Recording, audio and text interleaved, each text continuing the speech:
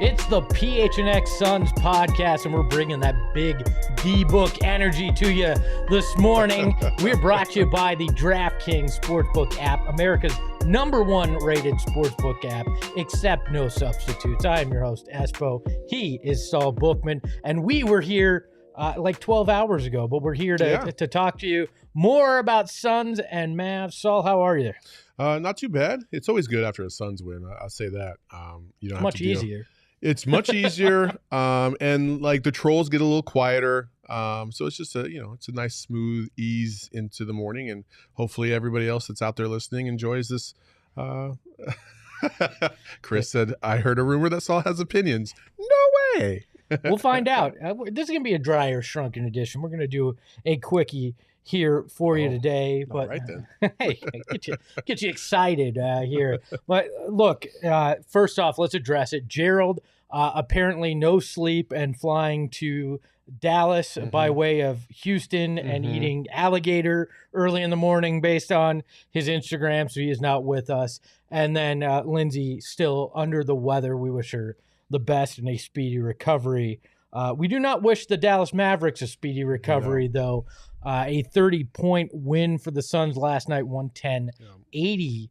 And it looked like when you looked at the way that game ended, some of the things that happened, which we'll get into here shortly, that you may have broken the Mavs a little bit last night. It got testy, to say the least. It did get a little hot. I don't know if I would say breaking the Mavs, right? I don't feel like we broke the Mavs. I feel like they're going to get confidence just by going back home in the first place. You know what I mean? I think you have some dudes on that team, and we know some of those dudes on that team, and one is in the form of Marquise Chris, who is all bluster and no substance. Like that's just that's what he's been his entire career.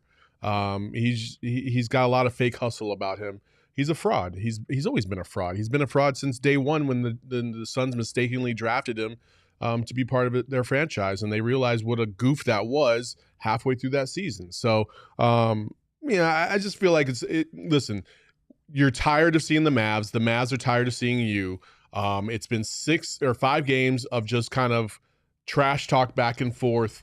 And this has kind of been a more volatile series because I can't really recall the last time I saw two teams go after what they perceive to be the weak parts of the other team in such an obvious style.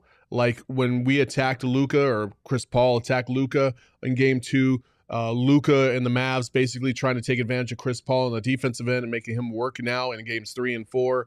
I've never really quite seen it to that degree, like as obvious as it has been. So I just think they're all sick of each other, and hopefully they don't have to play more games against each other past Thursday. Who would have guessed that the Suns finally playing their style of defense was going to be a key to really breaking it open in game 5. But in terms of that testiness that we talked about, there were 2 moments, and we briefly talked about one and didn't get into the other on last night's post-game show. But I want to talk about, first off, the Devin Booker moment when he gets flagrant fouled by Finney-Smith under the hoop and is laying flat down on the ground. There was this video that we're going to show that emerged from there, which you can actually hear Devin Booker say something. Yeah, he's rolling around on the ground.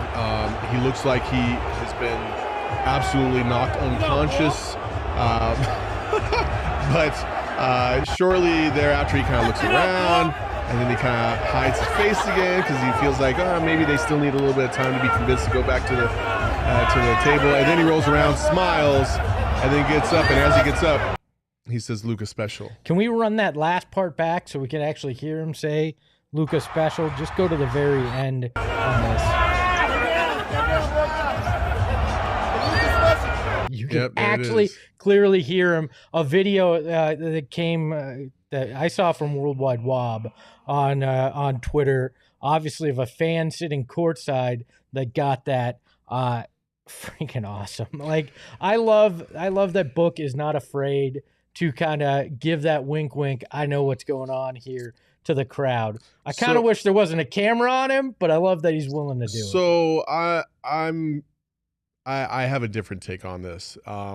I think it's fun when you're a Suns fan. But I will say this, and this is a response to a lot of the Mavs fans who've been saying that Book is just as bad as Luka at flopping and all this other stuff, right? I'm not going to be a hypocrite about this, right? If Luka was the one that did this, we'd absolutely be roasting him right now, right? But it wasn't Luka, it was Book, so we love it because we like, I don't know, I think we kind of like villains sometimes, Anti-heroes. Yeah, the anti-heroes. Like, we kind of like that.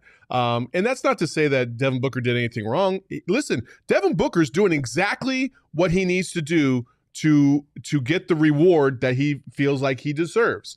Like, you flop on the ground because you have to, because the NBA has created an environment where if you don't do that, you won't get rewarded with a flagrant penalty. If he just bounced right back up, nothing would happen. And we saw that in game 3 when he got smacked in the head. After he got a technical on a follow-through, a jump shot, he gets fouled. He smacks Powell in the head accidentally. It wasn't even a smack. It was more just his arm just lay down on top of him. And they called him for a tech. And then later on that game, he gets smacked in the head. He goes down. He pops right back up. They don't even review it. I think Devin Booker learned his lesson. He was like, man, I can't do that. I have to sell these calls. And that's what Luka does. That's what he does. That's what CP3 does. This is the environment that the NBA has created. And I'm not a big fan of it myself because I just want dudes just to play ball. I thought Devin Booker for a split second was legitimately hurt. I think we all kind of held our breath. And then when he sat there for a little bit too long, I was like, bro, you didn't get hit in the head. So you're not unconscious. You're not holding anything on your body. I think he's toying with the refs right now. And sure enough, he turns around, smiled, and we all lost it in this room. Well, and I don't know which teammate it was because I couldn't tell in the video, but one of them legitimately seems kind of concerned and leans down. I was like, Book, like, what's going on here? I have a different take. I agree with you. I don't like Chris. That's exactly what I said last night. Sandlot pool scene energy. I mean, definitely, 1,000,000%, definitely. But look, I don't have a problem with it. I have a problem with the way the league officiates. And no, I don't have a problem with it. But you were saying, look, we don't like it when Luka does it. And if this was always Devin Booker's MO, I'd probably agree with you there. But like you said, this is Devin Booker looking at the situation, understanding this is the way that the refs are calling this. This is the way this is happening. I wasn't getting calls. I'm now going to, as he said, do the Luka special so I ensure I get the call. I have no problem with that, and I love that he acknowledged it. Where Luka doesn't acknowledge he flops, Devin Booker was point blank saying, I flopped, I know it, and I did it because Luka gets away with it and gets the calls. No, yeah. No, like I said, I don't hate the fact that they're doing it. I hate the fact that the NBA has created an environment by which they need to do it.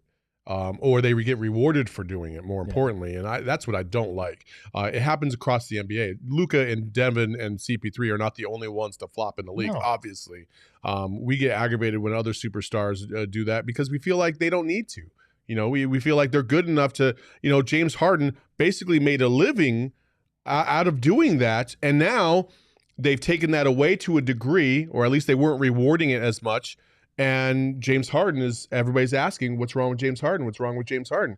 Well, it's because he's not getting fouled 45 times a game and going to the free throw line and padding his stats because they're not calling the bullshit anymore. Well, they weren't calling the bullshit. And now you get to this series and you're like, why are you guys calling the bullshit again? I don't understand it. But I digress. Brad Smith in the chat brings up a good point. This was the point where Reggie Miller said, that's a good playoff foul. And then backtracked every time they showed a replay or a different angle to the point where he's like, no, that's a flagrant foul. It shows you the difference in eras, right? Because in Reggie's era, that's just ball out, right? They're not going to call that a foul, or maybe they call it a common foul because it was much more physical. But it also shows a little bit of bias that Reggie likes to show. And Charles Woodall Pike in the chat says flopping has been in the league forever. You can never get rid of it entirely. While I would agree to a small degree, it's not nearly as bad, or it's worse far now than it was. I don't know, let's say in the 80s, because in the 80s, if you flopped, cool. The next time down the court, you're getting punched in the face. And it's a little bit of a different type of retaliation in those days. than it is now. But that's why they cleaned it up, is because a lot of the stuff, obviously the Malice of the Palace, and all these other little instances that had happened around the league, the NBA was trying to hone down, clean up their image, because it looked like it was starting to be a thug league, and that wasn't good. But this is far from that. The pendulum swung a little too much. A little too much. I don't need guys punching each other in the face because they're flopping. But I also don't need it to where it's at. You know what I do need in my life, though, Saul? I don't know. The DraftKings Sportsbook app. I was wondering if it was going to be and Sweet Lovin'. But the DraftKings Sportsbook app is the main one. And right now, guys on all these sexual puns right now today. The quickie. I didn't mean it in a sexual way. I just said the sweet loving, as in caring about me, is what I need. And you know who cares about me? The DraftKings Sportsbook app. And if you bet $5 right now on any NBA team to win, you're going to get $150 in free bets if they do when you sign up using the code PHNX. It's our gift to you and DraftKings' gift to you. And one of my favorite things to do when you make a bet on a game, a same game parlay. So because you can just stack those odds, you can pick different things. You had one that was plus 5,000 last night. But that wasn't a parlay. That was an actual bet that was offered. That was a straight. That was a straight bet. Yeah. Then you should have parlayed it with a handful of other things. You could have gotten to like plus 10,000 on there, and would have been spectacular. But I love that you can stack different things. I like to bet on that first field goal. I haven't hit in a while, but I like to bet on that, and then I can stack it with points, assists, and rebounds for somebody, or how many points I think they score, or the Suns' money line. Even that simple. And as you do that, it just stacks up. And all customers can place a same game parlay with 3 or more legs and get a free bet back. That's right, a free bet back if your parlay doesn't hit, up to $25, and that's if one leg doesn't hit. It's that simple. So sign up using that promo code PHNX. If you're a new customer, you're going to get $150 in free bets when you bet $5. If you're a current customer, you get that parlay option. Remember, 21 and only, Arizona only. Gambling problem? Call 1-800-NEXT-STEP. New customers only. Minimum $5 deposit. Eligibility restrictions apply. See DraftKings.com/sportsbook for details. So Devin Booker wasn't the only one that got caught on camera saying something last night as well. The Dallas Mavericks star Luka Doncic, as he was walking off the court, got caught by ABC 15 and said something to, it appeared to be Suns fans that may have said something to him as he was walking off the court. And you can see this in this video here. The Mavericks are walking off the court. Oh, look at Igor touchdown. Oh, he remembers that tunnel very well. And then you'll see Luka here coming up as he's walking out, and he's going to say what you'll be able to audibly hear. Everybody acting tough when they up. Yeah, of course. Like, who acts tough when they're down 3-0 in a series? Nobody. Like, no. I don't understand. Like, what is he trying to imply that, that the Suns started acting tougher, trying to start fights there? I don't understand what his point was there, especially when his guy is the one that chased a member of the Suns down the tunnel in a fake tough guy move at the end of the game. Well, Luka is also fake tough. Oh, of course. And he's the picture boy for that. I just talk all the trash you want to. You can talk. Everybody wants to act tough when they're up. Dude, you did the same exact thing in games 3 and 4 when you guys were winning big. You acted tough. Like you acted like you guys were the front runner. Like, that's what you did. And basically every superstar, every player in the NBA does that when they're up. Like, because what are you gonna do? If you did that when you were down by 20, all the other team would have to say is, bro, you're down by 20. What are you doing? You know what I mean? Like, and that's just that.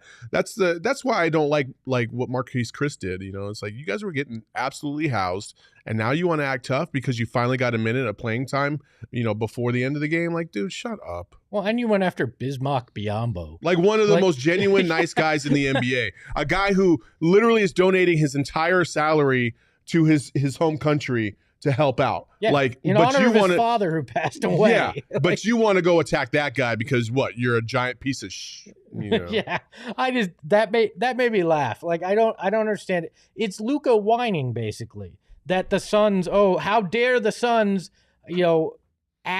Celebrate that they won at home by 30 over a team that had beaten him twice in a row. Luka is gonna whine, and that's Luka's MO, and it's fine. Go ahead and whine. Go ahead and score, your 30 points in a loss. The Mavs bench was just as bad in games 3 and 4. Like, they stood up the entire game, trash talking the entire game, all game long. They even got a warning about it in game 1. Like, don't tell me that it's just innocence on both sides or one side or the other. Like, everybody's talking trash. You got to man up and take it when you're getting, your crap kicked in, and stand up and, I don't even want to say be a man about it, because WNBA players have to step up and ball out too, and they talk trash too. It's just, dude, just take it. Just take it and stop being weak. Everybody, like, stop being weak. If you can't handle it, don't play the game. Well, and this is a guy whose hometown crowd pestered CP3's mother and wife. I mean, that's nuts to me that you then are going to be like, oh, well, don't act like fake tough guys, basically, when your crowd was even doing it. Like, leave it be, man. Just walk to the locker room, put your head down, use that as motivation if you feel that way. Don't start yelling at fans as you walk out with that crap. Yeah. I don't understand it. Also, according to the chat right now, there's a couple people that are saying this, but Brad Smith and now Jason Cox both said it looks like JJ Redick will be on the call for Game 6. And I am all about that life. That's gonna be some pro CP3 talk. That's a guy that loves CP3. But he loves CP3, but he has a great mind, and I love the way he breaks down things. Oh, and he walks you through the X's and O's and the inside of a game, which is what you want from Reggie too. Like, that, he was a great player. He should understand what's going on there. We weren't getting it. So JJ will be a breath of fresh air. You know when you don't want to act like a fake tough guy, Saul, though? When it comes to COVID-19, we're officially in the playoffs and the Suns are heating up, and you can cheer on the Suns at the Footprint Center or wherever we're hosting one of our events, but you want to do it safely. With all of the fun events going around, we want you to make sure everyone is safe and healthy. COVID-19 vaccines are free for everyone 5 and older. Those 12 and older also are eligible for booster shots. Visit azhealth.gov/find-vaccine for a location near you. Also, just a couple updates. There's a lot of people asking about apparently JaVale McGee. I didn't realize he was injured, but Jay Crowder as well. Gerald is in Texas. He's stuck in Houston, but he will be at shoot around later on today, and he'll be able to give us an update on what's going on with those guys. And just the overall pulse of the team. Yeah, and Monty had said he didn't think that Jay was seriously hurt. And I'm not sure that there was an injury with JaVale. I think it was a choice to play him only 3 minutes. But if you want to follow us at PHNX_Suns, you'll get the latest from Gerald Bourguet out there at shoot around. You mentioned that JJ Redick is going to be there in Dallas for Game 6. I want to know what you're looking at that you hope the Suns bring from Phoenix in their game plan to Dallas, and what you think will work to try to close this out. Well, I think defensively is the key. Like, the defense has to run around and be all over the place and wreak havoc like they did in Game 5. I feel like this is the first time all series where they played with their hair on fire on the defensive end. Like, they just have to do that. And I felt like, they were playing like a team that had a little bit of desperation about them, because they know, like, if they would have lost Game 5, going back to Dallas for Game 6 is not a position you wanted to be in, and that would have felt very, very dark for a lot of us. And we would, I'd be lying if I didn't say that I felt like, the writing was on the wall at that point. If we had lost Game 5, like, oh shit, I think we're about to lose this series. You know what I mean? Yeah. But the Suns found another gear, and defensively is where they found it, and that led to transition buckets, a lot of easy shots, got guys going. Mikal started feeling himself. He started playing much better on the offensive side of things. One thing leads to another, and defense has always been the catalyst for this Suns team. So that's what I hope, carries. And defense travels everywhere. Like it just does. Like you don't need, the right lighting in the gym or the right view of the gym to play good, solid defense. You just need to play with energy and effort. You brought up last night that they weren't switching, they weren't doubling, excuse me, at times with Luka, that they'd flash it and kind of show that and get back to their man. I think that's the key defensively, to continue doing that, but be prepared to adjust for whatever counter that Jason Kidd's going to bring, because he's going to look at that and have some strategy go up against it. So start with that and have a secondary plan that you fall back on if you're Monty Williams, and that defense, I think, is key to me. And also rotations. I want to see Monty keep the rotations he had yesterday. You look at it, Bismack Biyombo got in early, played often. JaVale McGee played limited minutes, only played 3 minutes. And I think that's the way you got to go in this series. I understand that JaVale helped you get here, right? But he basically got played off the court in games 3 and 4. And it's all right sometimes to make that adjustment and say, JaVale, you're going to be a big part of what we do if we make it to the next 2 rounds. But Bismack is the better matchup here. So I hope they stick there. And same with Campaign. I understand there's a love for Campaign from fans, from Monty. Shit, we all understand it. I mean, he had such a big impact on last year and the bubble, but he's not that guy right now. And I like that they went to Point Book and Landry Shamet on the court at the same time. Both those guys can bring up the ball. I stick with that, and I split those Book Chris Paul minutes as well. So you have one of those guys on the court at all time to be that main ball handler. I think that is a huge key if they're going to win tomorrow night in Game 6. Yeah, no, I totally agree. And yes, Kahana, we are doing a watch party. The watch party will be live from the Ainsworth tomorrow. I'm sure we have a graphic at some point. No? It's in the chat. It's all right. Yep. We have our watch party will happen tomorrow. We'll be there, I think, at 5:30. 5. We're going to be there starting 5. Pre-game show will be at 6. We will watch the game with you and then hang out with you during the game. Live post-game show after should be fun for all. We're going to bring some giveaways as well. So we'll be there. So 5 o'clock. I know rumors are some drink specials. Not only that, but also it's a closeout game. And if you weren't there at our last closeout game against the Pelicans, you missed out because it was live in there. It was loud. Yeah. A lot of people excited. It was really fun. So come check it out. Yeah, should be a great time. So we'll enjoy that. I know we'll give specific predictions tomorrow in pregame out at the Ainsworth, but do you feel like they carry this momentum and they close it out tomorrow? I do. I'm a little concerned, and I guess we could go ahead and get into CP3. Yeah, let's get into it. I'm a little concerned about CP3, but if you're telling me that we might go down the stretch of this game, if it's close and the crunch time Suns come through and they're down by 5 or less with under 5 minutes, it's hard for me not to believe that Chris Paul won't find a way, right? But I am concerned about Chris Paul overall. I don't know. Something is telling me this just from the optics standpoint that I feel like I know for a fact, not for a fact, but I know that if the Suns did win a championship this year, I just would be surprised if Chris Paul didn't retire. I'm getting retirement vibes right now from him. Like he's maybe just a little worn out, doesn't seem as into these games as he once was. He seemed a little, I don't know if despondent's the right word, but something's not right there. Like when I'm watching CP3, something is just not clicking. Those turnovers in the fourth quarter seem so anti-Chris Paul that I just was like, what is going on with my guy right now? I don't understand what's going on. I hope he gets past whatever is going on. I feel like it's a little bit more mental than physical right now, but this is all just complete speculation. I think it's 2 things.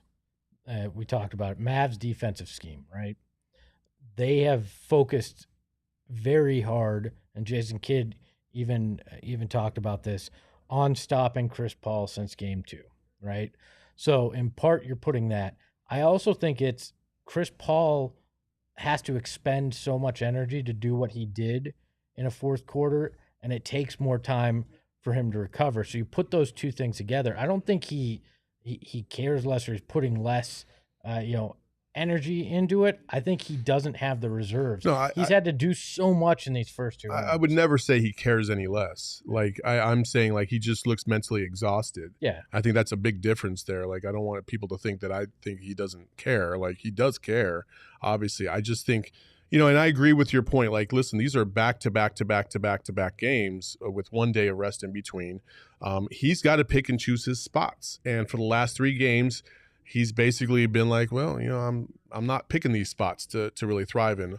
Hopefully that'll turn around in Game 6 if needed, or even a Game 7 if necessary. But I offensively, like I get what you're talking about to a degree, but I feel like there have still been opportunities for him to thrive and excel at, and he's just, for whatever reason, he's not able to find that extra gear, or he's just not, his decision making hasn't been as crisp as it once was. So I just it's weird how last year Chris Paul was dinged up, but even in the games that he played, for the most part, he was really, really good.